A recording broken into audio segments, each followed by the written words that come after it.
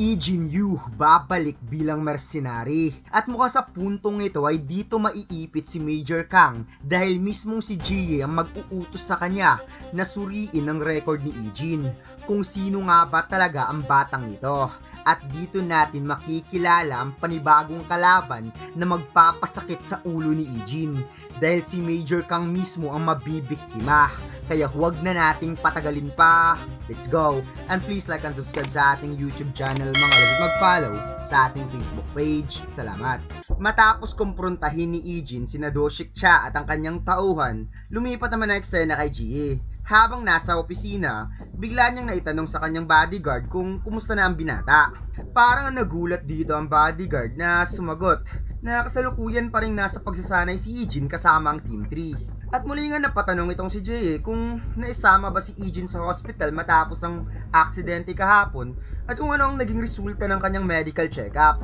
Ipinaliwanag naman ng bodyguard na nagtamo lamang si Ijin ng ilang pasa at gasgas ngunit wala namang seryosong pinsalan na dapat ikabahala. Biglang naalala ni Jie kung paano siya agad niyakap ni Ijin at buong katawan siyang pinoprotektahan bago sumalpok ang kanilang sasakyan. Kaya inutusan ni Jie ang kanyang bodyguard na patuloy na siguraduhin ang kalagayan ni Ijin. Sinabi pa niya na hindi agad lumalabas ang lahat ng sintomas matapos ang isang malubhang aksidente. Kaya mas mabuting makasiguro silang ligtas talaga ang batang yon. Dahil kung sakaling may mangyaring masama kay Ijin at malaman ng media na pinagtatrabaho nila ang isang minor de edad, siguradong malaking problema ang kahahantungan ng SW Corporation. Pagkatapos lumipat naman ang eksena sa locker room kung saan nagpapalit na ng damit itong si Ijin. Habang naghahanda, biglang napatanong si Sokju kung ano ang nangyari. Kaya napatanong si Ijin kung ano ang ibig nitong sabihin. Sinabi ni Sokju na ibang-iba ang ipinakita nito at parang nagpipigil ito ngayong araw. Paliwanag ni Ijin na nung una hindi pa niya alam kung paano ginagawa ang mga sparring sa SW Security. Ngunit ngayon naiintindihan niya na ang sistema at wala siyang dahilan para gumawa pa ng gulo o masaktan ng iba. Napatanong naman si Ijin kung paano naman si Sokju. Akala niya ay tuluyan na itong huminto sa pagiging personal bodyguard. Napabuntong hininga naman si Sokju bago na ipinaliwanag. Hindi naman talaga siya opisyal na bodyguard ng SW. Napasama lamang siya sa security training dahil sa impluwensya ng kanyang pamilya. At dahil matagal niya nang kilala at sabay silang lumaki ni Yona. At dahil hindi rin naman siya mahina, ipinagpatuloy na lamang niya ang pagsasanay at unti-unti siyang naniwalang sapat ang kanyang ability upang protektahan si Yona. Kaya matapos ang insidenteng yon, naisipan na lamang niyang mas lalo siyang magsusumikap at sumailalim sa mas mahigpit na training sa ilalim ng SW. Ilang sandali pa ay si Sokju naman ang napatanong kay Ijin. Sinabi ni Sokju, hindi niya maitago kung saan talaga natutunan ni Ijin ang ganong klaseng pakikipaglaban. Para sa kanya, hindi pangkaraniwan ng training na ipinakita ni Ijin, lalo na kung paano nito pinabagsak ang mga kidnappers. Ngunit pa simple namang sinagot ni Ijin na natutunan niya ito sa kalye kung saan siya lumaki. Kaya napatitig na lamang si Sokju at sinabi sa kanyang isipan, okay fine, huwag mo na lang sabihin. Pagkalabas ng dalawa, naghihintay lang pala si Yona sa pintuan ng locker room na parang kanina pang naghihintay. Ngunit tuloy-tuloy lamang si Ijin sa pag-alis, subalit bigla siyang tinawag ni Yona. Bahagya ngang nagatubiling nahihiyang napatanong itong si Yona kung ayaw pa ba ni Ijin na subukan ng isa pang field assignment ngayong araw. Awkward na pinaliwanag ni Yona na hindi naman siya katulad ni Jie na abala sa trabaho kaya hindi rin sila magtatagal sa labas. At hindi na kailangan pang magpalit ng damit ni Ijin dahil maikling lakad lamang ang pupuntahan nila. Tahimik lang na napatitig si Ijin kay Yona habang nagulat naman si Sokju at ang personal bodyguard ni Yona na parang nauunawaan nila ang sitwasyon. Pagkatapos, lumipat naman ang eksena sa isang convenience store na malapit lang sa bahay ni Ijin. Habang masayang binubuksan ni Yona ang kanyang cup noodles, hindi naman may tago ang kanyang pananabik dahil matagal niya nang namiss ang simpleng pagkain tulad ng cup noodles at triangle kimbap nung nasa Amerika pa siya. Habang si Ijin naman ay napatitig lamang sa triangle kimbap. Napatanong si Yona kay Ijin kung sigurado ba na wala na itong iba pang gustong kainin. Ngunit biglang sinabi ni Ijin na hindi siya nararapat na sumabay kumain kay Yona kung ang tungkulin niya ay bantayan ito bilang bodyguard. Biglang nagulat si Yona at buti na lang agad na sumingit si Sukju upang ipaniwanag na okay lang naman. Ang Team 3 ang opisyal na nakaata sa pagbabantay kay Yona ngayon. Ang kanilang papel ay kunwaring mga kaibigan kasama ni Yona habang palihim na binabantayan ang kaligtasan nito mula sa malapitan. Kaya napatawa na lamang si Yona na sinabing tama ang sinabi ni Sukju. Kaya wala nang dahilan para mag-alinlangan pa si Ijin at mas mabuting kumain na lamang sila. Samantala, bigla namang napagtanto ni Sukju na parang sinadya ni Yona na piliin ang convenience store na malapit sa bahay ni Ijin. Dahil posibleng tumanggi si Ijin kung yayain niya ito kumain sa isang mamahaling restaurant.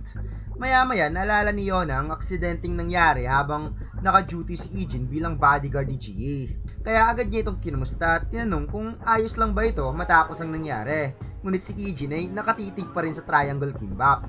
At napasabing, oo, ayos lang naman. Kaya nag-aalala nga na napatanong itong si Yona kung hindi ba siya pinapahirapan ni Jie dahil ito ay kilala sa pagiging stricto, mapang-asar at napakataas ng standard sa mga tao. Ngunit kalmado lamang na sinabi ni Ijin na naging maayos naman ang lahat. Kaya nagtaka nga itong si Yona dahil hindi naman ganun ang ugali ni Jie. Dahil madalas pa nga itong ngumingiti habang diretsahang iniinsulto ang kausap nito. Samantala si Sukju ay napapaisip rin dahil kahit si Yona ay parang nag-iba rin ang ikinikilos ngayon na parang ito ay masaya kapag kausap si Ijin. Ngunit habang napapangiti itong si Yona kay Ijin, si Ijin naman ay may naalala habang napatitig kay Yona. Naalala ni Ijin ang ama ni Yona na puno ng pasa at dugo sa katawan na nakasandal sa puno habang nagpang-abot ang hininga. Habang si Ijin naman noon ay walang tigil sa pagmamasid sa paligid at hingal na rin. Sinabi ng ama ni Yona kay Ijin na iwan na lamang siya at iligtas ang sarili nitong buhay. Alam niyang wala na siyang gaanong oras at naniniwala siyang kahit mailigtas pa siya, hindi na rin siya magtatagal. Napangiti ang ama ni Yona dahil nagpapasalamat pa rin siya kay Ijin dahil pumunta ito ng mag-isa. Ibig sabihin, walang ibang gustong tumanggap ng misyong ito upang tumulong.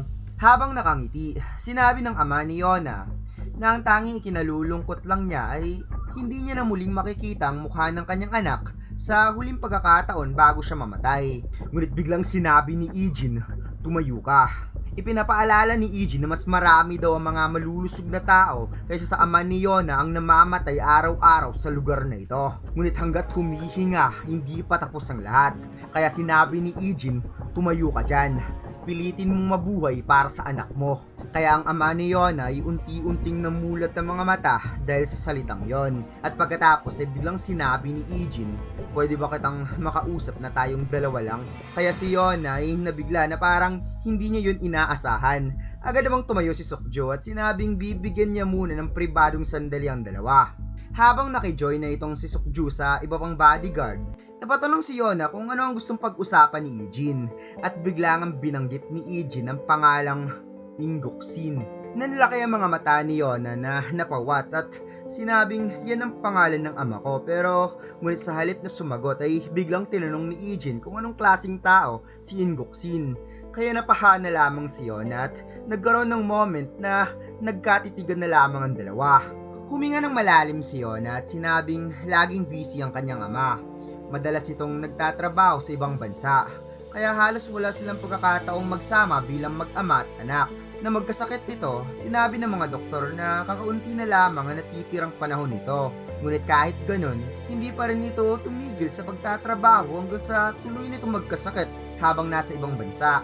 Kaya hanggang ngayon ay hindi pa rin niya maintindihan kung bakit pinili ng kanyang ama na gugulin ang natitirang oras nito sa trabaho imbis na nasa piling ng kanyang pamilya. Ikinuwento pa ni Yona na bumiyahe siya upang makita ang kanyang ama dahil hindi na nito kayang umuwi mag-isa. Ngunit pagdating niya ay huli na ang lahat. Pumanaw na ito bago pa man sila muling magkita. Hindi man lang niya nasilayan ang kanyang ama sa huling pagkakataon. Kaya hanggang ngayon ay may bahagi pa rin sa kanyang puso ang nagtatampo para sa kanyang ama. Pakiramdam niya pinili nito ang trabaho kaysa ang sarili nitong pamilya. Wika ni Yona na hindi niya alam kung bakit nagtanong si Ijin. Ngunit hindi niya ito sasabihin kay Ijin kung hindi siya iniligtas nito. At habang napatitig si Ijin sa isang babaeng hindi nakaramdam ng pagmamahal galing sa kanyang ama, naalala ni Ijin ang sinabi noon ni Ingoksin. Sinabi ni Ingoksin kay Ijin na kung sa tingin ng iba ay walang kabuluhan ng ginagawa nilang pagtulong sa mga batang nangangailangan, bilang isang ama ay nais lamang niyang gawin ng lahat ng kanyang makakaya upang mabigyan ng mas magandang kinabukasan ng mga batang ito. Pakiramdam niya, yun lamang ang paraan upang maiharap niya ang kanyang dignidad sa kanyang anak dahil hindi siya naging mabuting ama para sa kanyang anak. Kung nalaman lang sana niya agad, nilaan sana niya ang kanyang oras para sa kanyang anak dahil wala nang iba pang mas importante sa mundong ito kundi ang pamilya. At dito'y sinabi ni Ijin kay Yona na sinabi ni Ingoksin sa kanya na si Yona ang dahilan kung bakit patuloy siyang lumalaban at nagtatrabaho hanggang sa kanyang huling hininga. Nagulat si Yona na napasabing, anong pinagsasabi mo?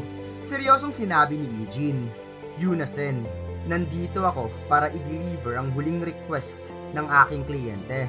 Ngunit si Yona ay gulat na gulat pa rin na napasabing, anong nangyayari? Sinabi ni Ijin na ang huling hiling ng ama ni Yona ay makita ang kanyang anak sa huling pagkakataon bago siya pumanaw. Ngunit humihingi siya ng tawad dahil hindi niya yun matutupad. At yun ang huling salita na gustong ipahatid ng ama ni Yona para sa kanya. At dito ipinakita ang ama ni Yona na nagawa talagang mailigtas ni Ijin at maidala sa naghihintay na ambulansya na kahit ito ay naghihingalo na. Sinabi nito sa kanya na gusto niyang si Ijin mismo ang magsabi nito sa kanyang anak. At ito daw ang kanyang official request. Kailangang hanapin ni Ijin ang kanyang anak upang sabihin yun mismo. At kahit hindi na siya mabubuhay pa at hindi niya na muling makikita ang kanyang anak, kailangan si Ijin talaga magsabi nito sa anak niya. Kaya si Yona ay gulat na napatanong kay Ijin kung nakilala ba ni Ijin ang kanyang ama bago ito pumanaw. Tumayo si Ijin at sinabi na yun lang ang masasabi niya. At habang nakikita ni Yona na papaalis si Ijin, unti-unting pumapatak ang kanyang mga luha. Napapatanong sa sarili kung sinabi ba talaga yun ng kanyang ama para sa kanya. Habang si Ijin naman ay dito pa niya nauunawaan ang lahat. Hindi pa daw niya alam noon, pero unti-unti niya na itong nauunawaan. At ngayon pa lang niya nakikita ang kahulugan ng request na ito. Hindi yun ginawa ni Ingoksin para lamang sa sarili niya. Ginawa niya ang request na yun para ilayo siya sa battlefield. Ginawa niya ang lahat ng yun upang tulungan ako.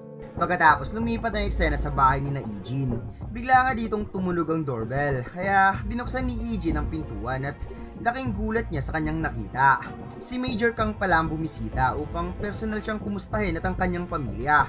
Maya-maya habang nakaupo sa lamesa, ibinahagi ng grandpa ni Ijin na sa wakas ay nakilala na rin niya ng personal ang taong dati ay nakakausap lamang niya sa telepono.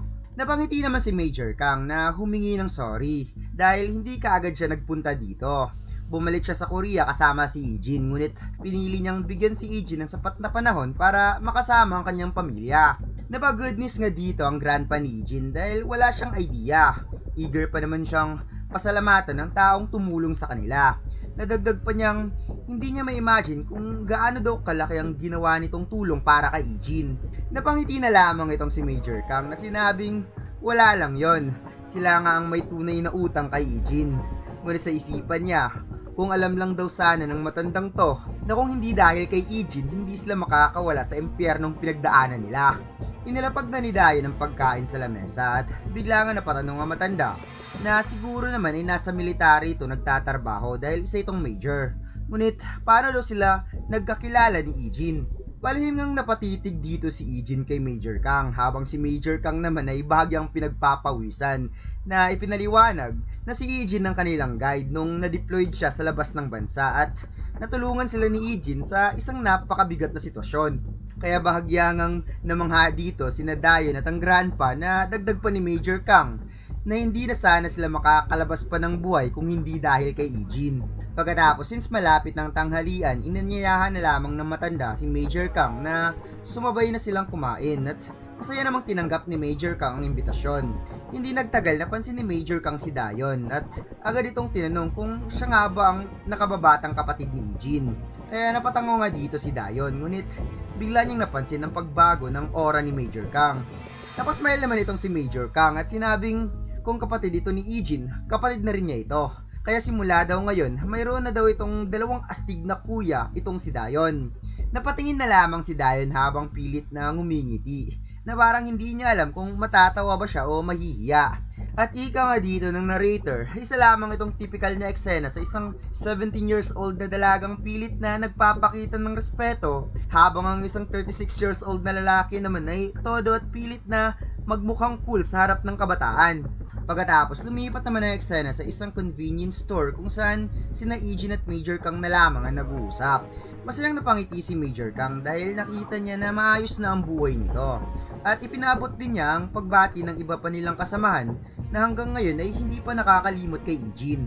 Nagtaka namang napatanong si Ijin kung ano ang biglaang ipinunta ni Major Kang sa Korea. Ipinaliwanag ni Major Kang na opisyal na napadaan lamang siya dahil sa isang assignment. At dahil sa nagkaroon siya ng ilang araw na bakasyon matapos itong makumpleto, naisip niyang samantalahin ang pagkakataon para personal na dalawin si Ijin.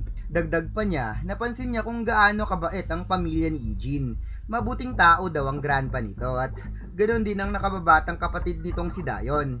Kaya si Ijin ay napasmile dahil totoo ang lahat ng yon. At maging si Major Kang ay napangiti dahil sa nakita niya kung gaano kasaya si Ijin.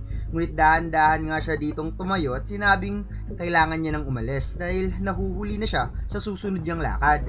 Nagulat naman si Ijin ngunit dagdag pa ni Major Kang na gusto pa sana niyang magtagal at makipagkwentuhan kay Ijin. Ngunit may mahalaga pa talaga siyang pupuntahan, makikipagkita pa siya sa fiance niya. Kaya nagulat nga itong si Ijin na parang hindi siya makapaniwala at pasabing, "Fiance? Engaged ka na pala, Major Kang?" Pasimpleng tumango si Major Kang ngunit nakita niya ang mukha ni Ijin na natulalang napatitig sa kanya na parang hindi pa rin makapaniwala. Kaya inis nga niyang sinabing, "Ano akala mo sa akin? Ganun na talaga katanda para hindi magka-fiance?" Agad namang mahinahong ipinaliwanag ni Major Kang na ang kasal nila ay inayos ng kanilang mga magulang. Medyo makaluma ang paraan, pero naniniwala siyang iyon na rin marahil ang pinakamainam. Lalo na't halos buong buhay niya ay inubos niya na sa mga misyon at bihira siyang magkaroon ng panahon para sa isang normal na relasyon. Kaya nagpaalam na nga dito si Major Kang at pinayuhan niya si Ijin na lagi mag-ingat. Ngunit saglit nga siya ditong napahinto at biglang tinanong si Ijin kung yung bagay ba na hinahanap ni Ijin noon ay nakuha na ba nito. At nagkaroon nga dito ng kaunting flashback kung saan sinabi ni Ijin sa kanya na gusto nitong malaman kung ano ang pakiramdam ng pagkakaroon ng isang pamilya. Kaya napangiti na lamang si Ijin at sinabing sa ngayon, hindi pa talaga niya lubos na uunawaan. Ngunit pakiramdam niya, unti-unti na siyang dinadala papunta doon. Kaya napangiti na lamang si Major Kang at sinabing magkita na lamang sila sa susunod. Pagkatapos lumipat ang eksena sa entertainment company na pinamamahalaan ni Jie. Humingi nga ng sorry itong si Jie dahil sa biglaan niya itong pinatawag at wala daw siyang sapat na oras upang magkita sila sa ibang lugar. At ang kausap niya pala dito mga lods ay si Major Kang na namumula pa ang pisngi na sinabing hindi naman yun problema sa kanya dahil siya naman ang biglang nag-aya na magkita sila.